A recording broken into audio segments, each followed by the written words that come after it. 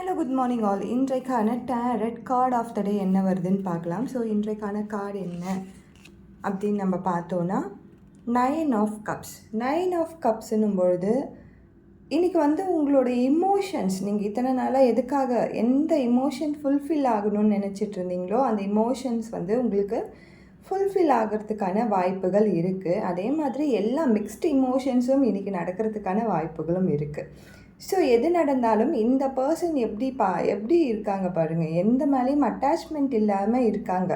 So இந்த emotions, எந்த emotion நீங்கள் இவ்வளோ நாளாக வெயிட் பண்ணிகிட்டு இருந்தீங்களோ அதை அனுபவிக்கணும் அப்படின்னு நடக்கும் பொழுது, அந்த சம்பவம் நடக்கும் பொழுது இந்த பர்சன் மாதிரி அட்டாச்மெண்ட் இல்லாமல் இருங்க, டிட்டாச்சாகவே இருங்க. ஸோ தட் நம்மளுக்கு நெக்ஸ்ட்டு எந்த ஒரு சஃபர்ஸும் இல்லாமல் இருக்கும்.